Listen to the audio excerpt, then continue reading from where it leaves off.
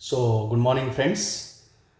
You all are with Wisdom Tree, and in this edition of the session, we are going to complete session 2 of the chapter. Now, let's move ahead. Chero आंदोलन। अब चेरो विद्रोह में क्या हुआ था? तो बिहार में पलामू क्षेत्र में रहने वाले चेरो जनजाति ने अपने राजा के खिलाफ विद्रोह किया था। क्यों खिलाफ विद्रोह किए होंगे, इसके पीछे का बात समझिए।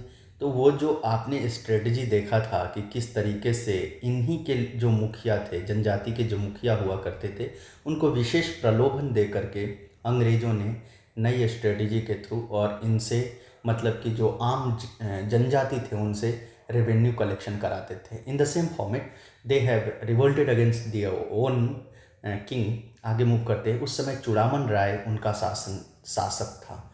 कौन था ये? चूड़ामन राय। अंग्रेजों के शोषण के खिलाफ भूषण सिंह के नेतृत्व में चेरों ने आंदोलन 1800 ईस्वी में खुला विद्रोह किया। किनके नेतृत्व में? भूषण सिंह ने। किनके अगेंस्ट? चूड़ामन। चूड़ामन किसको सपोर्ट कर रहा था? अंग्रेजों को। राजा की मदद करने के लिए अंग्रेजी सेना बुलाई गई। कर्नल जोन्स ने नेतृत्व में आई सेना ने इस विद्रोह को दबा दिया और 1802 में भूषण सिंह को फांसी दे दिया गया। But what this indicates? This indicates that against the mighty Britishers, the tribal wisdom and tribal courage was enough to tell them that we do not fear. ये कहने के लिए उनके पास काफ़ी था। तो इसलिए इन विद्रोहों का एक अपना साहस है जो इतिहास में नहीं आज भी बोल रही है। आगे हम लोग मूव करते हैं। जो दूसरा मूवमेंट है चुआर। हमने चेरो देख लिया, अब चुआर मूवमेंट को देखते हैं। चुआर जनजाति बंगाल प्रांत के बांकुड़ा, मानभूम, मिदनापुर एरिया में है क्षेत्रों में पाई जाती है। अंग्रेजों की लगान व्यवस्था के खिलाफ इन लोगों ने भी असंतोष था। अतः मिदनापुर स्थित करणगढ़ की रानी शिरोमणि ने के नेतृत्व में चुआर आंदोलन का झंडा खड़ा किया गया। अब सोचिए कि इवन रानी जो थी, that means even queen fought, ये क्या इंडिकेट कर रहा है कि समवेयर चुआर आंदोलन क्यों फेमस है। इसकी विशेषता एक ये भी हो गई कि यहाँ पर एक वुमेन जो है, छत्राणी जो है, इनके अगेंस्ट खड़ा होती हैं। अंग्रेजों के खिलाफ ये आंदोलन लंबे समय तक जारी रहा। अंग्रेजों के खिलाफ ये लड़ाई लंबे समय तक जारी रहा, लेकिन सन 1798 ईस्वी में चरमोत्कर्ष पर पहुंचा था। सरकार ने 6 अप्रैल 1799 को रानी शिरोमणि को गिरफ्तार कर जेल भेज दिया, परंतु इससे चुआरों का विद्रोह की अग्नि शांत नहीं हुआ। आगे चलकर यह भूमिज जाति के लोगों के साथ गंगा नारायण द्वारा किए गए विद्रोह में शामिल हो गए। किनके साथ? भूमिज जाति के साथ। किनके नेतृत्व में? गंगा नारायण के नेतृत्व में। और ये कहीं ना कहीं ये इंडिकेशन क्या दिखा रहा है कि in different time periods at different locations these tribal peoples have tried to revolt against the atrocities done by the Britishers। और एक चीज़ ये भी समझिए कि इन एट्रोसिटीज़ में कौन साथ दे रहे हैं? तो इन्हीं के बीच की जमींदार क्यों साथ दे रहे हैं? पर्सनल छोटे छोटे लोग के लिए। और इसकी सिमिलरिटीज आज के आपको पॉलिटिशियंस के साथ मिलेगा। They are not having any ideology but only single mindset ideology कि उनको पोजीशन और पावर मिलना चाहिए, चाहे वो किसी पार्टी में चले जाएं। तो नो आइडियोलॉजी वगैरह से कोई मतलब नहीं रहता है। सेम चीज़ को यहाँ पर भी दिखाना चाह रहा है कि somewhere the situation of mindset of this politicians were the same. Next हम लोग आगे मूव करते हैं। इसमें हो विद्रोह आता है। हो विद्रोह कब हो रहा है? 1820-21 में, मतलब असहयोग आंदोलन से 100 साल पहले। कौन से एरिया में? छोटा नागपुर के सिंहभूम वाले एरिया में। और सिंहभूम एक बहुत ज़िले में बहुत बड़ा विद्रोह हुआ। यहाँ के राजा जगन्नाथ सिंह थे। राजा जगन्नाथ सिंह थे जिसने अंग्रेज़ों का संरक्षण स्वीकार कर लिया था। हो जाति के लोग ने अंग्रेज़ों के सहायता से राजा की बढ़ती हुई शक्ति एवं शोषण का विरोध किया। तो यहाँ पर कहीं ना कहीं आपको दिख रहा है कि even this people were very much in discomfort with their own king only, क्योंकि इनके राजा ही मिल जाते थे अंग्रेज से। इसे अंग्रेजी सेना क्रूरतापूर्ण ढंग से दबा दिया। आगे चलकर इन लोगों ने मुंडा विद्रोह में स्वयं को शामिल कर लिया। हो किसके साथ हो गए? मुंडा के साथ। तो इस तरीके से हम लोग ये चीज़ देख रहे हैं कि जो लोग थे, जैसे चुआर आंदोलन में भी भूमिज जाति के साथ मिल करके गंगा नारायण के साथ विद्रोह कर देते थे। तो ये कहीं ना कहीं ये बात को समझ रहे थे कि अगर हम एकजुट हों तो और बेहतर तरीके से इनके साथ रिवोल्ट कर सकते हैं। कोल विद्रोह, ये कोल विद्रोह कहाँ पर हो रहा है? छोटा नागपुर के एरिया में। कौन कौन इसमें शामिल हैं? मुंडा, ओरांव और अन्य जनजातियाँ। कब हो रहा है? 1831 ईस्वी में। भारत के इतिहास में इस विद्रोह का एक अलग महत्ता है। अब वो कैसे है वो हम देखते हैं। प्रारंभ से ही यह जनजाति शांतिपूर्ण कबीलाई जीवन की व्यतीत करता था। बाद में अंग्रेजों की लगान व्यवस्था एवं शासन शोषण नीति उनके जमींदारों द्वारा उन पर लागू कराया गया। तब कोलों ने जमींदारों की के रूप में मानकी व महतो का विरोध किया। ये कौन थे मानकी और महतो? ये जमींदार किस टाइप के लोग थे। और ये कोल कौन थे? आम जनजाति थे जो इस एरिया में रहते थे। किस एरिया में? छोटा नागपुर के एरिया में। उनके कबीलों की प्रथा के अनुसार धर्मनिरपेक्ष कार्यों का संपादन के लिए पाहन नामक पद सृजित किया गया था। कौन सा? पाहन नामक। ये किस चीज़ से रिलेटेड है? उनके बीच सेकुलरिज्म के आइडिया को। मानकी या महतो उनकी सहायता के लिए बनाए गए थे। ये मानकी जो कभी कोलों के सहयोगी हुआ करते थे, अंग्रेजों की नीति के कारण जमींदार बन बैठे थे और लगान नहीं चुकाने के कारण सामाजिक और आर्थिक शोषण करना प्रारंभ कर दिए। बड़ी संख्या में हिंदू, सिख, मुसलमान व्यापारी का प्रवेश उस क्षेत्र में हो चुका था, जिन्होंने धीरे धीरे सुखखोर महाजन का कार्य करने लगे थे। मतलब ये जो ट्रैप था इंटरेस्ट वाला, डेब्ट ट्रैप में इनको फंसा दिया करते थे ये लोग। ऐसी स्थिति में जल्दी जमींदारों और दीकू के खिलाफ कोल विद्रोह हुआ। इस विद्रोह में लपट पलामू क्षेत्र में कब फैलना शुरू हो गया था। अनुमानतः 800 से 1000 आदमी इस विद्रोह में मारे गए थे। ह्यूज नंबर सोचिए। जब कोल विद्रोह ने तीव्र रूप धारण किया तब अंग्रेजों का ध्यान इस तरफ आकृष्ट हुआ। यद्यपि विद्रोह तो दबा दिया गया, लेकिन अंग्रेजों को यह समझ आ गया कि कोलों की समाज को नज़रअंदाज नहीं किया जा सकता है। इस विद्रोह का परिणाम तो यह अवश्य हुआ कि कोलों के लिए शोषण विहीन शासन की स्थापना, साउथ वेस्ट फ्रंटियर एजेंसी कायम की गई और फौजदारी न्यायालय को सरल और सहज बनाने का आश्वासन दिया गया। आगे चलकर ये कुल भारत स्वतंत्रता आंदोलन में महत्वपूर्ण भूमिका निभाते हैं। तो देख लिए किस तरीके से ये इम्पॉर्टेंट होता, क्योंकि यहाँ पर डीकूज वगैरह का एंट्री होता है और किस तरीके से जब ये लोग फाइट करते हैं तो इनके लिए अंग्रेज जो है साउथ वेस्ट फ्रंटियर एजेंसी कायम करती है, फौजदारी व्यवस्था को इनके अनुरूप बनाने की कोशिश करती है। आगे हम लोग देखते हैं भूमिज विद्रोह को। तो ये भूमिज विद्रोह कहाँ हो रहा है? 1832 ईस्वी में वीरभूम के जमींदार पुत्र गंगा नारायण, जो आपने अभी जस्ट पढ़ा है, भूमिज विद्रोह के साथ शुरू हुआ। यह गंगा नारायण हंगामा के नाम से इतिहास में जाना जाता है। गंगा नारायण हंगामा ये हो के साथ भी मिल करके, कोलों के साथ भी मिल करके लड़े हैं। अंग्रेज सरकार इन पर अधिक राजस्व का बोझ डाला था। उसके खिलाफ कोलो एवं हो के समर्थन में इन्होंने औपनिवेशिक शासक का विरोध किया। उपर्युक्त सब सारी जनजातियाँ 1857 में सिपाही आंदोलन में भूमिका निभाया। तभी आप देखे होंगे जो के दत्ता की किताब है उसमें क्लियर कट उन्होंने मेंशन किया है कि किस तरीके से 1857 में ये सिंहभूम, गया, इन सब वाले एरिया से जो जनजाति हैं वो कहीं ना कहीं सपोर्ट कर रहे थे। जब विद्रोह शुरू हुआ तब चाईबासा के बटालियन की सेना शामिल थे। इन्होंने रांची, डोरंडा के खजानों को लूटा और जेल का फाटक खोल दिया। अंग्रेजों को का हर संभव विरोध इन्होंने अपने अधिकार की सुरक्षा के लिए किया। तो किस तरीके से भूमिज आंदोलन हुआ। नेक्स्ट हम लोग मूव करते हैं, संथाल आंदोलन देखते हैं।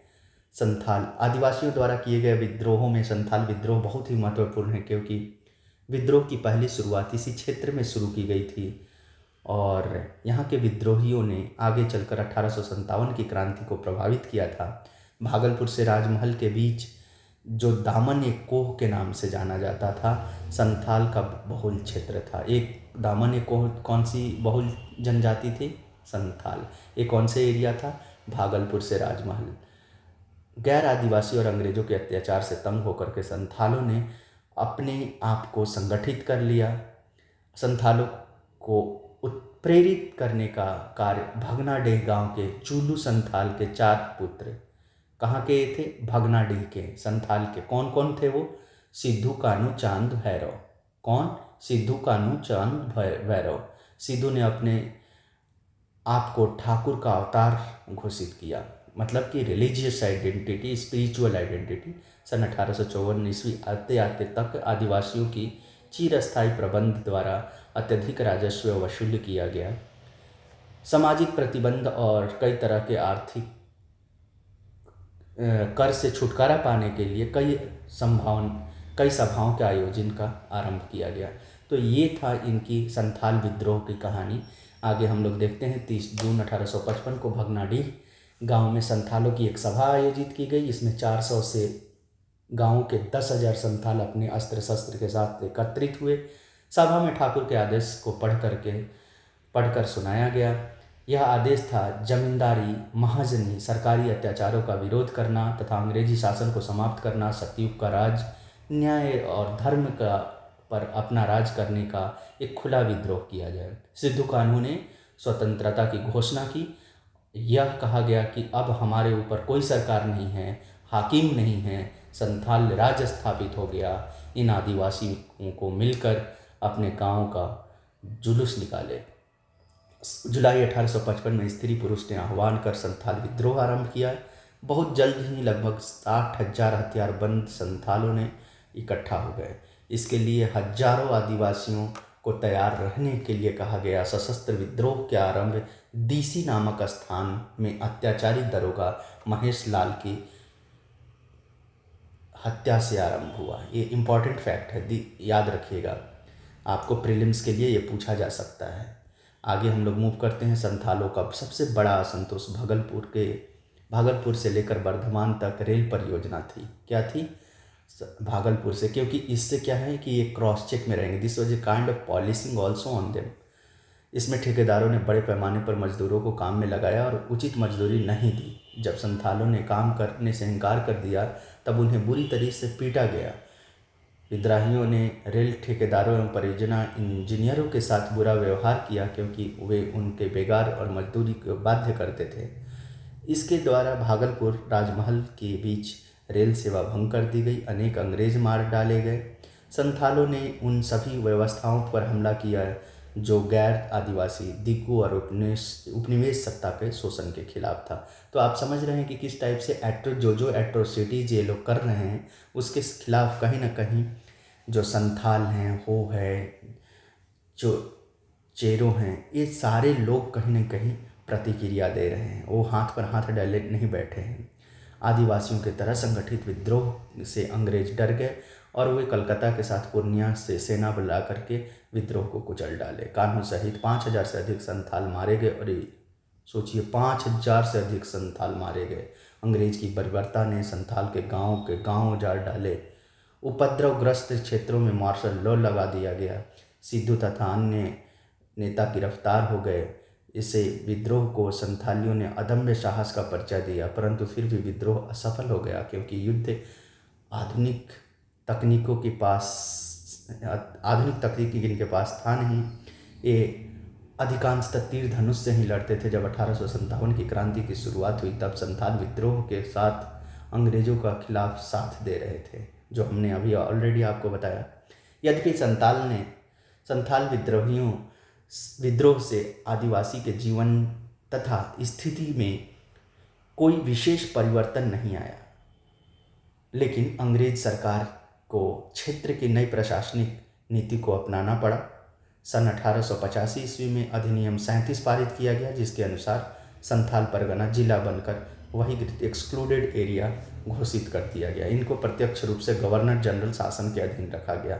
अब आप देख रहे जस्ट लाइक कि गवर्नर के हमारे यहाँ पर जो शेड्यूल 6 वगैरह में जो टेरिटरी आता है कि direct under the governor rule, ठीक वैसे ही डायरेक्टली ये गवर्नर जनरल के शासन के अधीन रखा गया। हम लोग आगे मूव करते हैं। मुंडा विद्रोह 1899 से 1900 ईस्वी तक के बीच होता है, जो उपनिवेशवाद का विरोध करता है। इसके मुख्य नेतृत्वकर्ता बिरसा मुंडा होते हैं। इनका जन्म 15 नवंबर 1874 को पलामू जिले के तामाड़ के निकट वूलीहुती गांव में हुआ था। कहाँ पर? पलामू जिला में। इसको बहुत सारे जो कोचिंग मटेरियल हैं या इधर उधर के जो मटेरियल वो रांची देता है, लेकिन ये देखिए तमाड़ के नज़दीक जो है, उस समय पलामू ज़िले के अंदर आता था। बचपन में ही वो कुशाग्र बुद्धि के थे। उसने आदिवासियों, गरीबी और शोषण पर गहन चिंता व्यक्त की और उसके लिए औपनिवेशिक शासन का भू राजस्व प्रणाली एवं शोषणपूर्ण नीतियों का समर्थन करने वाले जमींदारों के प्रति आक्रोशित हुआ कि जिस तरीके से जो इनके जमींदारों के बीच भी कुछ ऐसे लोग थे जो अंग्रेज़ों को सपोर्ट करते थे, तो इनके प्रति इनका आक्रोश काफ़ी ज़्यादा था। अतः सन 1895 ईस्वी में उसने अपने आप को ईश्वर का दूत घोषित किया। किन्होंने? बिरसा मुंडा जी ने। धार्मिक आंदोलन के आधार पर बिरसा मुंडा ने सभी आदिवासियों को हथियारबंद करना शुरू कर दिया और उन्हें अपने अधिकारों के प्रति सजग कराया। मतलब सोशल अवेयरनेस सिस्टम स्प्रेड करने में इन्होंने काफ़ी ज़्यादा रोल निभाया। मुंडा जाति के साथ साथ अन्य जनजातियों के बीच भी जन जागरूकता पैदा करना और उन्हें संगठित किया। 25 दिसंबर 1899 ईस्वी को उसने ईसाई मिशनरी पर आक्रमण किया। किस पर? ईसाई मिशनरियों पर, क्योंकि ये कहीं ना कहीं जो जनजातीय व्यवस्था थी उसको पूरा ये लोग तहस नहस कर रहे थे। 8 जनवरी 1900 को ब्रिटिश सरकार ने विद्रोह को बुरी तरह कुचल दिया। कब? 8 जनवरी को 200 पुरुष एवं महिला मारे गए, 300 लोग बंदी बना लिए गए, कई नेताओं को गिरफ्तार कर लिया गया। बिरसा मुंडा की गिरफ्तारी के तरफ 500 रुपये का इनाम की घोषणा की गई थी। परिणाम स्वरूप 3 मार्च सन 1900 को बिरसा मुंडा को गिरफ्तार कर लिया गया। रांची के जेल में जून में हैजा से इनकी मृत्यु हो जाती है। एक महान शहीद सपूत थे जिनकी मृत्यु जो होती है वो जून में हो जाती है। कहाँ? रांची के जेल में। याद रखिएगा, ये सब काफ़ी इम्पॉर्टेंट फैक्ट है मेंस और इंटरव्यू के लिए एंड इवन प्रीलिम्स के लिए। ब्रिटिश सरकार के दमन की नीति के द्वारा बिरसा मुंडा का विद्रोह को कुचल दिया गया, लेकिन इस आंदोलन का प्रभाव अंग्रेजी शासन पर महत्वपूर्ण रूप से पड़ा। ब्रिटिश सरकार के लिए यह एक चेतावनी था। सरकार ने मुंडा एवं अन्य जनजातियों के असंतोष को दूर करने के लिए ठोस व्यवस्था की।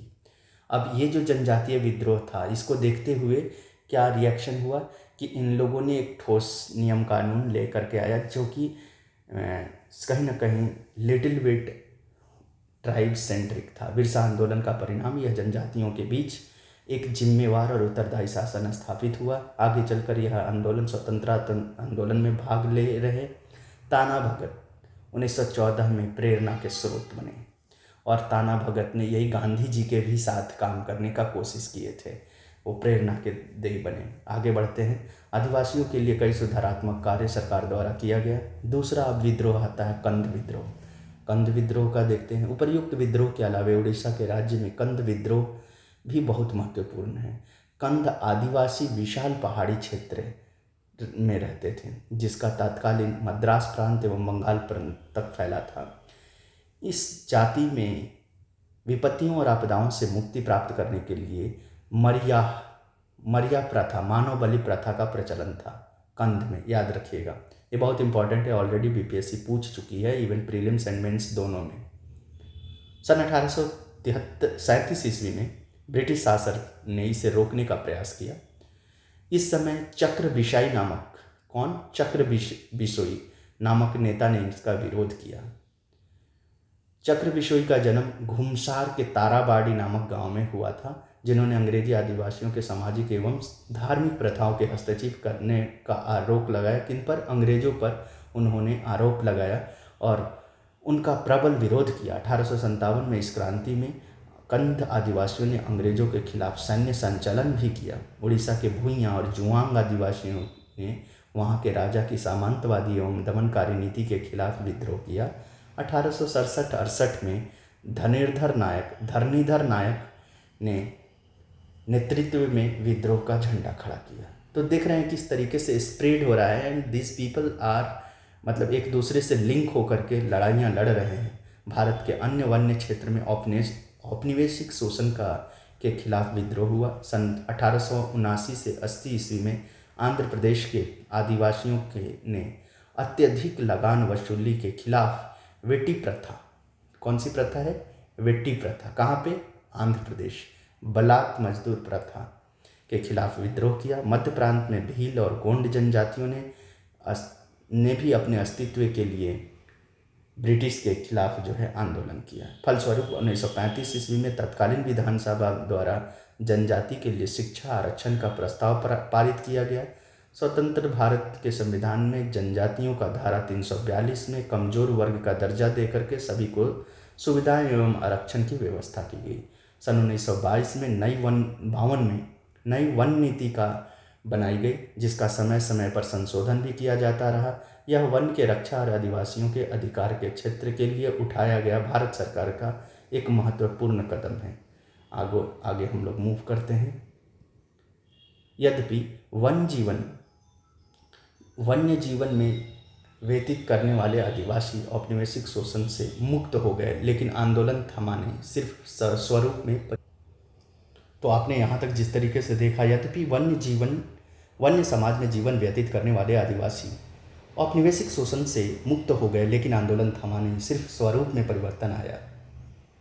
यह आंदोलन क्षेत्रवादी आंदोलन में बदल गया और वे अलग राज्य का मांग करने लगे। भारत सरकार ने उनकी लंबित मांगों को ध्यान में रखते हुए मध्य प्रदेश का पुनर्गठन किया और 1 नवंबर सन 2000 को आदिवासी बहुल क्षेत्र को पृथक राज्य छत्तीसगढ़ बनाया। 15 नवंबर 2000 को बिहार से अलग आदिवासी बहुल क्षेत्र झारखंड को बनाया। इस तरह हम देखते हैं कि वन्य समाज निवास करने वाली जनजातियों को औपनिवेशिक शोषण के खिलाफ एक संघर्षपूर्ण लड़ाई लड़ी, जिसने भविष्य में उसके लिए सुधार कार्यों का मार्ग प्रशस्त किया। तो ये हमारा चैप्टर यहाँ पर फिनिश होता है और आप एक देखे होंगे कि किस टाइप से कितना विस्तृत रूप से चीज़ों को बताया गया है। तो मुझे नहीं लगता कि इससे फाइन कहीं पर कोई टेक्स्ट बुक मिलेगा। So you should follow this book, specially जो ये हिस्ट्री की किताब है और जियोग्राफी का किताब है, for better understanding of UPSC and BPSC, State PCS examination. Thank you for watching this. In next edition, we will cover the next chapter. Thank you.